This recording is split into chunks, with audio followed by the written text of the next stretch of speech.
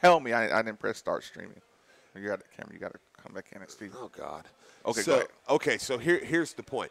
We talked last week about – well, I stole your point on Monday about Joe Flacco, the competition made Joe Flacco better. He come out, he plays well. Well, week 2, you get a taste of the other side of what can happen with that. Joe Flacco still played okay last night. Right. Okay, but what's regardless the story? of how much giggling we did about his but what's his the story today? No, it ain't what giggling we did. Watch ESPN. They've started to talk about, well, maybe Lamar, so the other side of that is I want to see Juwan come out and get run, different things, but also I want to be very hesitant about if Juwan throws a ball over somebody's head. If you need to, as a fan base right now, we either need to decide we're going to, and now if he just comes out and sucks, then I get it, but we need to ride it out with Juwan. I think Malik needs to play. Why do we need to ride out? Okay, let me ask you this, Steve. And I know a lot of people are very interested in this conversation. I heard it this morning. Great job, Mark, this morning hosting the Drew Diener show. Here's the thing. Yeah. Do we owe 5-star, turned down Alabama, turned down Auburn? Do we owe 5-star quarterbacks more leash than in Alabama or Auburn? Now, think about that question for a second. 8150 939 is the number. 3831 939 is the text line. Because here's the thing. You do not come here to compete with other 5-stars. Like, that's a uncomfortable, unfortunate fact. Right. Do you worry that if you bench a 5-star, then your competing coaches are like, yeah, there was this one guy who was number 1. We tried to get him at Alabama, and he was Puma Pass. Sure. He went there. He had 2 bad games, and a town like that thinks they're supposed to be good, but they're not good. Absolutely. They benched him, and he was never heard from again. And that's going to happen to you if you go to Louisville instead of here. So do we have to monitor? Manage a little bit, be concerned with something like that. A little bit, because I don't like to do this very often, and I don't like these type of comparisons. But I also remember sitting in the stands watching Teddy Bridgewater get beat by Marshall. I remember sitting in the stands watching Teddy Bridgewater have very, very mediocre outings against FIU, against Southern Miss. No, he never had a mediocre outing, Steve. He did. In hindsight. Right. It gets washed from record. Yeah. He only had the Cincinnati play, and he only played Florida. Yeah, I know. And the thing is that's where I say I think Juwan, we need to decide as a fan base we are going to ride it out with him. And again, like I said, heck, if it's I don't mind using Malik as a change of pace guy. I think that's what I said coming out of this game. So Malik doesn't go back to the bench permanently. Permanently. No, not for me, because even when Lamar's rolling, you want to see Malik get in there for a couple of plays. Juwan. Who did I say? Lamar. But Freudian. No, it is Freudian, because I think it's just like even if Joe comes out and starts dominating for Baltimore, you have an asset in Lamar Jackson. I think that's what I said on Monday and Tuesday. Said I don't know why the story coming out of this game isn't, or everybody's saying, Louisville's got a quarterback controversy. There's a problem, as where I was looking at it, and I'm saying, Louisville just gained a weapon. Because now you ride it out with Juwan. I think Juwan's your guy for the next 3 years, and counting this year. And Malik's the guy you bring in. You know what else, too? And this will get turned into a negative in a heartbeat, right? Mm-hmm. The moment you turn Malik into 15 and in guy. Yeah. Right? Yeah. Here's the thing. Juwan Pass does not strike me as the type of guy who would take that personal. Yeah. He has never struck me as a stat type of guy. Yeah. Right? Like just knowing his story on Mom Says 7 hours, but Louisville really, really felt like home. 8 hours, 9 hours, Yeah. Like his stories of telling Nick Saban, I am comfortable developing a long-term plan. Yeah. Those things make me say a guy like that is not threatened by feeling like my touchdowns are getting vultured. Sure. He looks like look in the mirror guy. He seems like look in the mirror guy. Sure. Would you like to see that kind of role? I mean, again, I don't want to see it out of necessity. I want to see it as open playbook. Yeah, no, and that's what I'm saying. Yeah, because, see, I want to see more of Malik isn't our panic button. Malik is he's a part of the game plan. I think when you come in the game, you bring Malik in with Juwan. Bring Malik in. I mean, Well, let me ask you on the big scale of things. Are we starting to lose the narrative that if there's two quarterbacks in there, then there's a problem? Because there's a lot of different styles of quarterbacks. Like like that running style of quarterback. Like I'm Who's sorry. the two best teams in the country right now? Yep. Go with it. Go with it. Ask that rhetorically to everybody else. Who are the two best teams in America? Clemson and Alabama. Clemson and Alabama. 4 quarterbacks are playing between the two teams. I mean, I don't necessarily think we're in a society anymore a football society where a 2-quarterback – I don't want to say a 2-quarterback system. Yeah. Because Clemson's – let me say this about Clemson's. is a quarterback battle, I think. To an extent, that's already been won, I think, by your boy Trevor Lawrence. That kid's awesome.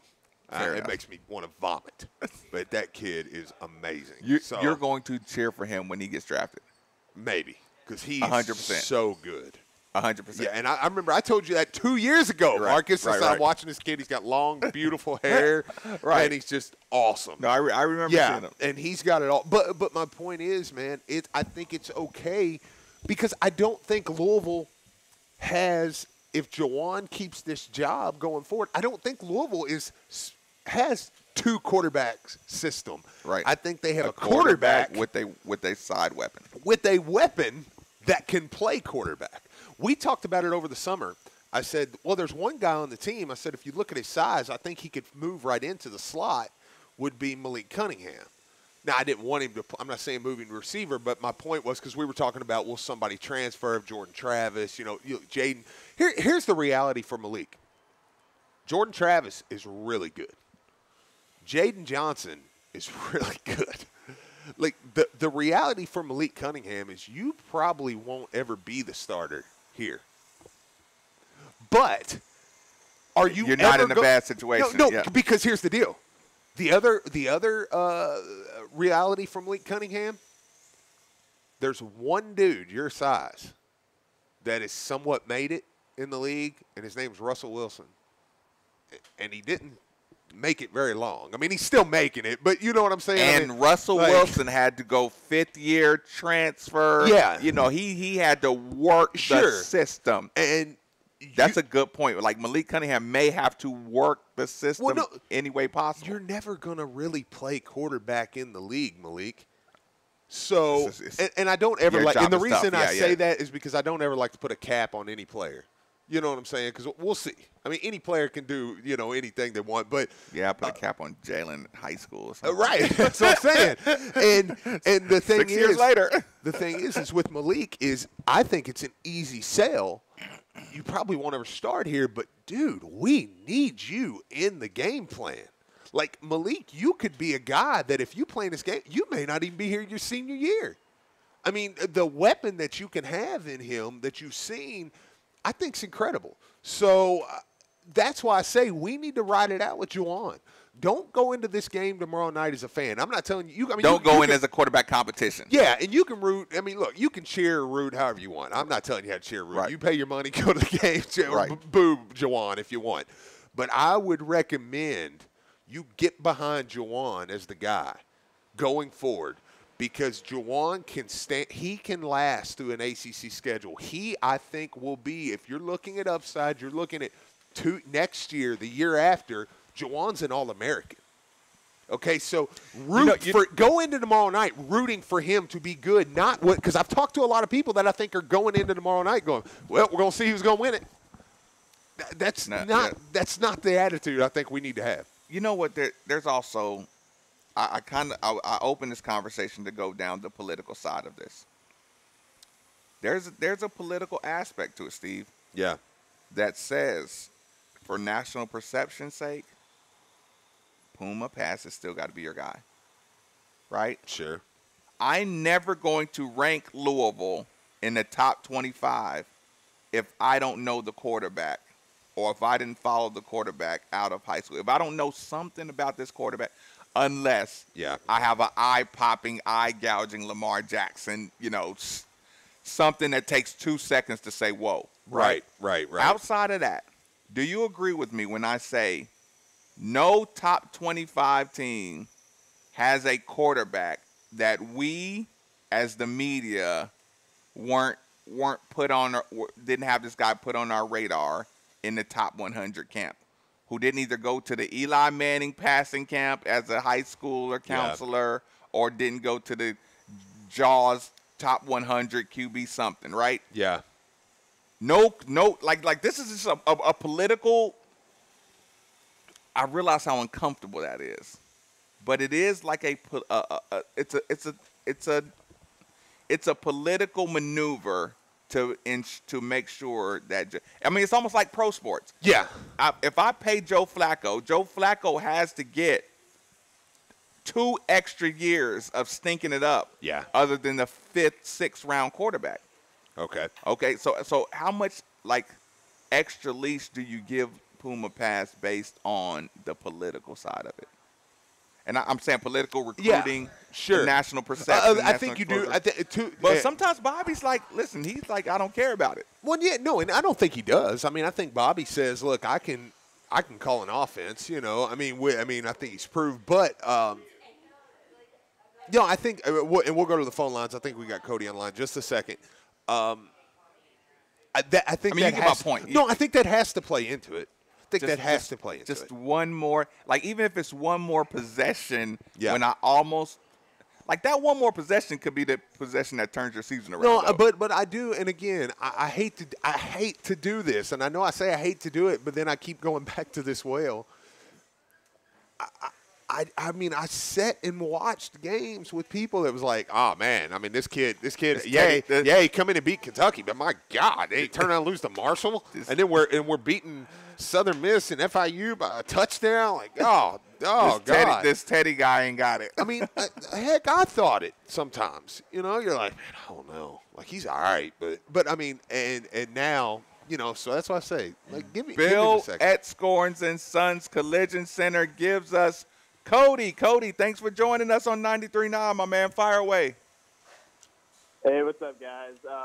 So I think by the end of the year, when we look back at this team, we're going to think as the wide receivers as the main strength, and I think Juwan Pass really plays to those strengths more than Malik Cunningham. So I'm not too worried about Juwan Pass. I think he's going to be fine. But, that being said, if WKU, if he stinks it up and he has a terrible first half and Cunningham just comes in and lights it up, it's like, I don't know, you might want to make a little change in the starting 5 the next game just to maybe shake him up a bit. That doesn't mean take him out the rest of the year, but shake him up. Just be like, hey man, come on, you got somebody biting at your tail, get together. But I believe in Juwan Pass. I love his game. I hope he just lights it up the next game. But with the basketball team, I know everybody talked about the schedule. Did you guys see the new uniforms?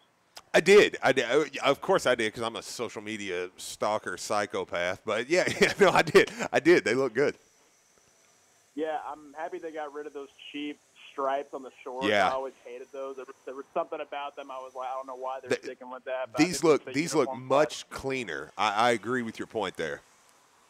Yeah, I love the little black seams they got going through it. It seems like the last couple of years the uniforms kind of downgraded, so it's really nice. They're like, nah, hold my beer. This is how you make some really good uniforms. I remember the year Donovan was a freshman, when they were gearing up for the Puerto Rico games, they were teasing they were probably going to use the March Madness uniforms with the black stripes around the short, the black streak around the shorts. I thought that was a pretty cool design. So I like the black seams. I think they ought to stick with that. But Hey, thank you guys for taking my call. Have a great weekend. No problem, man. Absolutely. I'm a uniform connoisseur also.